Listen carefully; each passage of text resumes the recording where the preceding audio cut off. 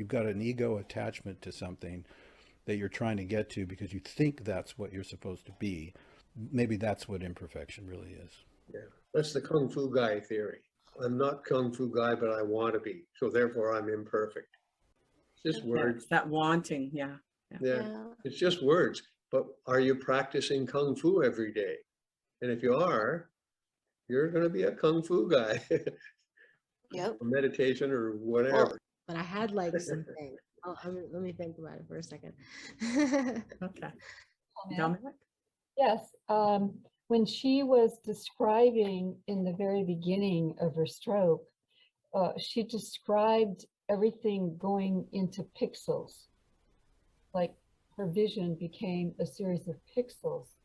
And I don't know if you all are familiar with the theory of that we live in a holographic universe, Yes. and that it's a virtual reality. Mm-hmm. I have an anomaly or a problem with my eyes in that every once in a while things pixelate and they disappear.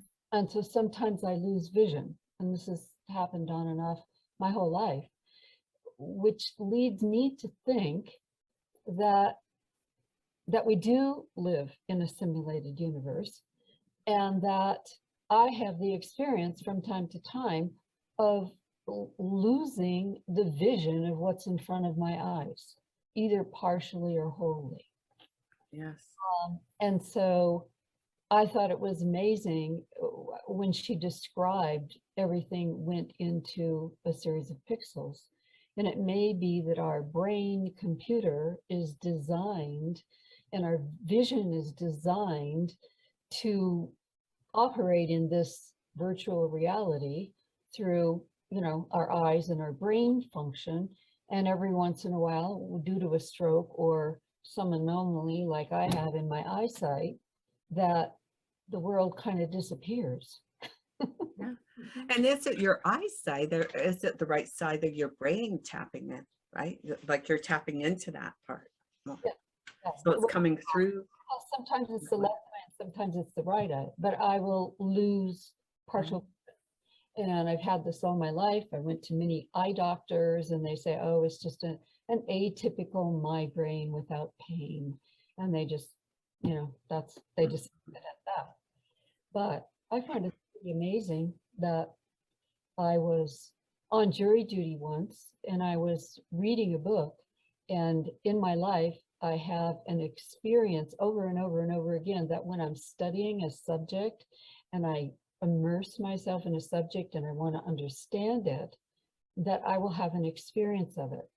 Anyway, I was on jury duty and I was carrying with me Jane Roberts' The Nature of Personal Reality. And I was really absorbed in the book and I was reading it and I was taking in the information. And I looked up, and I was in the jury room, they were doing jury selection. I looked up and all the walls in the building disappeared. They pixelated and then they just disappeared. Mm-hmm. And I looked around and I went, I nudged the guy next to me and I said, do you see anything weird going on in the room? And he looked around and said, no. And he said, why? And I said, oh, nothing. Wow. Yeah. Good response. Thank God you weren't driving. Actually, my vision came back, but I was studying the concepts in the book, The Nature of Personal Reality. And in that book, she was describing something similar to, it's a hologram. It's not what we think it is. Yes. Had the experience of it, and I thought that was pretty amazing. Could you just tell me who's the author of the book again? It's a channeled book by Jane Roberts is the channel, and the channeler is Seth, S-E-T-H. Oh, yes. Okay. She wrote a whole series of books. They're very famous. Yeah. Some people believe that this reality is very much manipulated, right? They know that it is some sort of simulation or holographic reality here. And several years ago, I read the book Michelle Remembers, which is about the satanic cults in Victoria, BC, right? And she talks about when she was 5 years old, she was taken into these cults. But one thing that they do during these rituals that they do is, they're dancing, they're chanting, that sort of thing. And she said at one point she saw all the walls disappear. She saw images of, like say a man in a skyscraper and he's about to jump, and she saw war and death and all sorts of stuff, right? But they can manipulate this realm in so many ways. So I think the reason they have things like television programming and radio programming and educational programming is to program us, right? True. Well, And then, I had my vision in the courtroom and not in some kind of satanic ritual. Yes. But what I'm saying is you tapped in to, the fact that this is some sort of simulation or a holograph, right? I've read The Holographic Universe by Michael Talbot, right? And he gets into that too, that shamans, what do they call that? Anthropologists and all this would see what these shamans could do. And that's exactly it. They could manipulate what we consider are solid things in this reality. They can manipulate them. So yes, I just should emphasize that, Dominic. That's what I'm just saying, is that this reality can be manipulated. So drugs manipulate it. yes, What we're talking about is perception. it is perception. Perception can be manipulated by all kinds of things, including your own belief systems. You'll see what you believe in everywhere. Yeah. So be careful on focusing on any one particular thing, because you'll find it. Mm-hmm.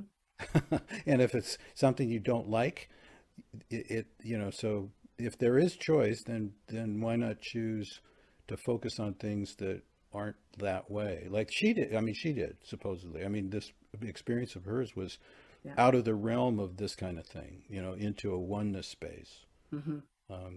So let's focus on that, maybe. Yes, but I think too, and I go back to some of your previous talks, Brent, when you talk about teachers, and you felt some of these teachers maybe were not authentic, or truthful in what they were teaching. I'm not sure, maybe I'm misinterpreting. But what I'm saying is, if you know that there are people who do not have your best interest at heart, you can easily be manipulated. So I think it is important to know that this reality can be manipulated, or we are manipulated to see a certain reality. And once you're aware of that fact, then you can maneuver through this reality a lot easier, right? Otherwise, you're just, going after the next carrot, right? That they throw out in front of us. So, any other comments? Has anybody ever read or heard of the book, The Disappearance of the Universe by Gary Renard? That's a pretty amazing book. The Disappearance of the Universe? What does he say in the book? Well, he's visited by two light beings who he apparently knew in past lives. And they come to visit him, and he's a teacher of the Course in Miracles. And so they come and they show up in his living room, and they start instructing him that this is all an illusion, that it's all a dream, and that we're all living in a dream, an individual dream and a collective dream. And they excerpt certain teachings from the Course in Miracles, and I don't know how to describe it, but the way that they teach him is to help him reformulate his teaching of the Course in Miracles. So that the essence of it is that we're all living in a dream. It's all a dream. It's all a creative dream. And that when you step out of the dream, your universe disappears, or in essence, that you are the creator of your universe, and that the dream you're having, if you don't like it, you can change it. Yeah. And I guess that goes back to what Brent was saying, right? What you focus on, right? Like you can make changes to what you focus on. Destiny, did you want to comment? Greater beings. Yeah. Well, my physical reality is very disabled. I can't do anything for myself, and I often hated my life. I hated myself. I felt like a burden, and I have had to work on my perception and my mindset and all of those things, and move into my right hemisphere and kind of like change how I see myself. And I've I think I'm pretty successful at that. I consider myself a crippled consciousness coach. Good for you, Destiny. Yeah. Yeah.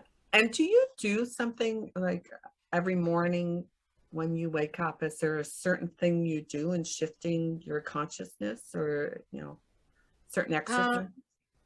Yeah. Yeah, I do breathing exercises. It's like a Bateko breathing.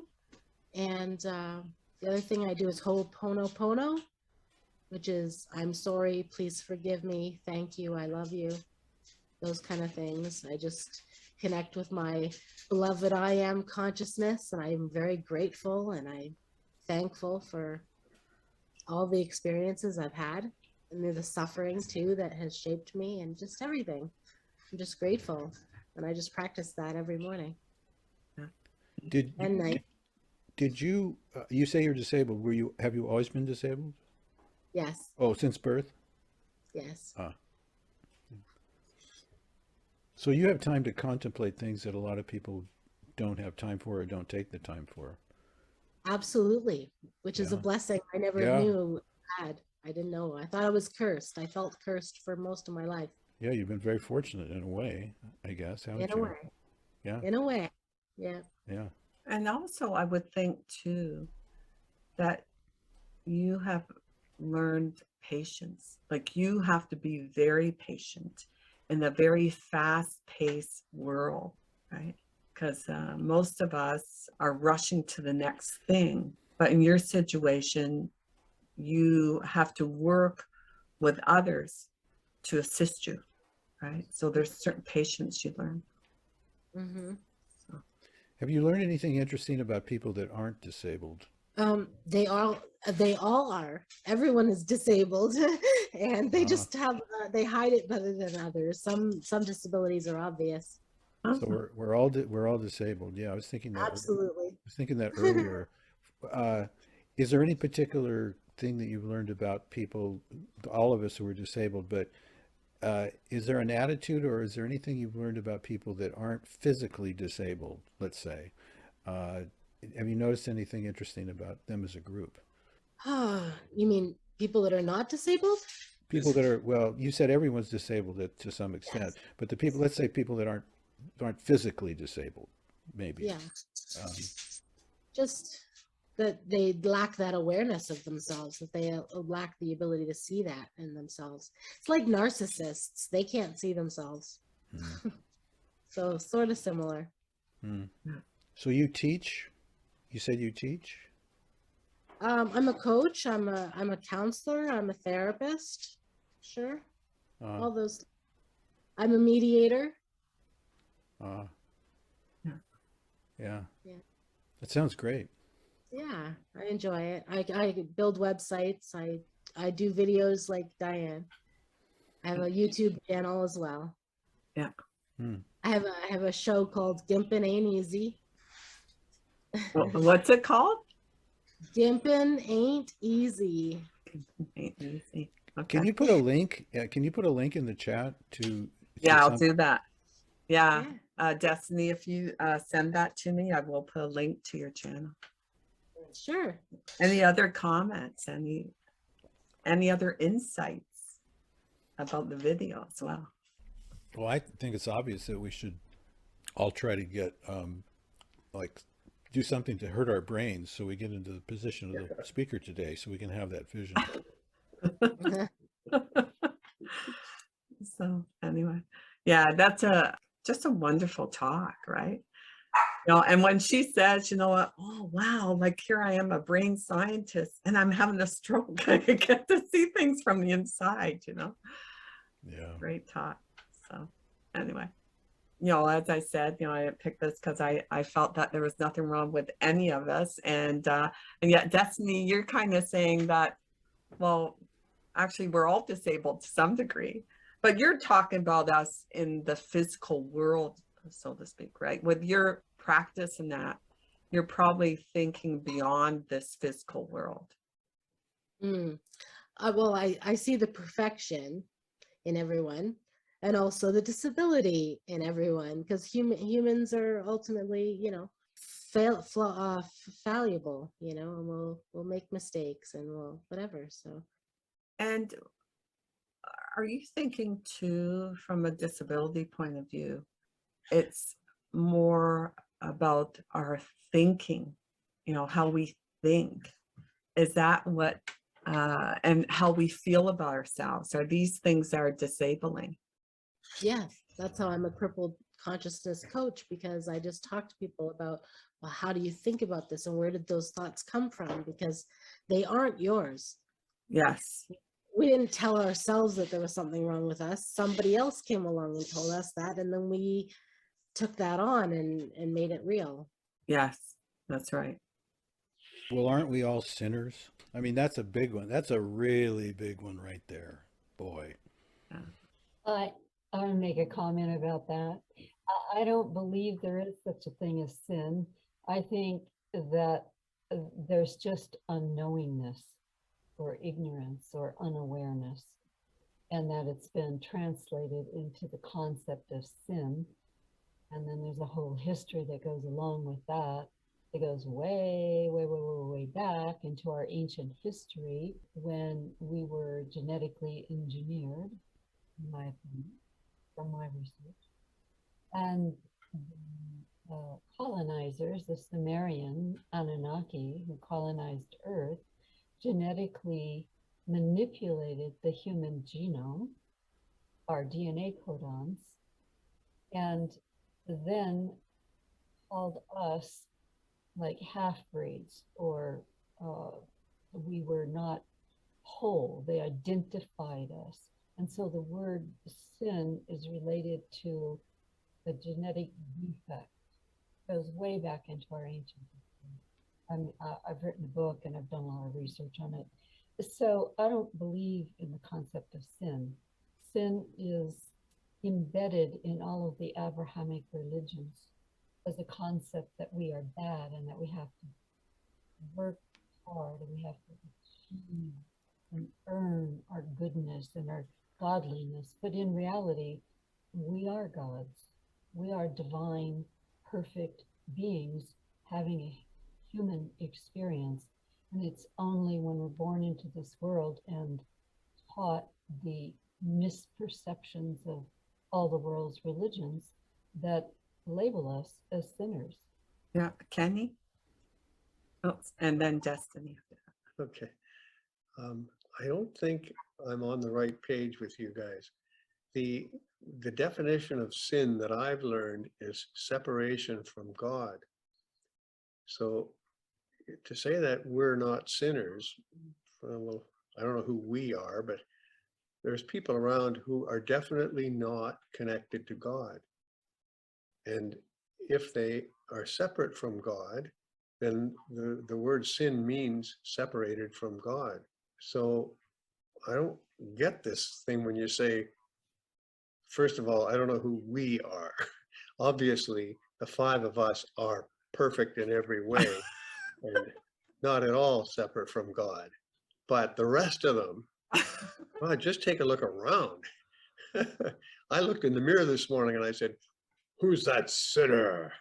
But I hadn't done anything all night, so I couldn't be that bad. It's not about deeds, it's about separation. I think separation is an illusion. It's okay to think that, but look around you and there you'll see lots of deluded people who feel, maybe right, maybe wrong, separate from God. They don't even pay attention to God. So don't be too hard on the old religions for dreaming up this concept of sin. All it is a description of saying, let's get closer to God, whatever that might mean. What if God is as close as your own heartbeat? Then wake up, figure that out. Mhm.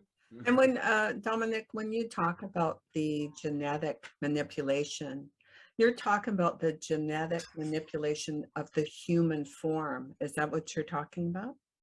The mind and the body. Oh, okay.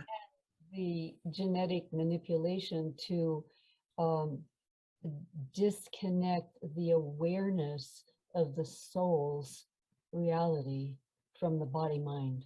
Which is, I think Rudolf Steiner talked about that too, that at some point they would separate the soul from the body. Yeah. So how do we, I mean, that's interesting because what you're saying is kind of a form of saying it that I'm not familiar with, about, you know, I realize this might be a simulation, but to say that some group of people came to the planet Earth and they found a life form, us, and then they started manipulating the DNA, that could have happened, you know, but that comes to us from a book probably that you read, I would assume. Is that correct? Not one book. Or two books or whatever. Yeah, but okay, so I have this theory that there are certain things that we can't know for sure, that there's lots of stories out there, and people believe in all kinds of different things because they either were raised in it or they are attracted to it. So I don't think we really know for sure the 100% story of what's behind us and where we come from and what we are. I think we're kind of waking up to that, and I think a lot of stories have been made up for particular reasons to control other people. You know, like if you can tell somebody they're a sinner and this life doesn't matter, maybe you can get them to work your factories for cheap or build your pyramids or till your fields. You know, so there may be stories that were made up to manipulate people. So I kind of look at all of them as sure possibilities, but I'm more concerned about, you know, what's going on inside me right now. You know, I'm not concerned about past lives or anything like that. It's like, what's going on with me right now? How close am I to a higher state of consciousness? You know, to oneness, which is completely inclusive of everything. And if you believe in a God, then all that we talk about that's evil, all that we talk about that's been manipulated and all that stuff has happened under the auspices of this God.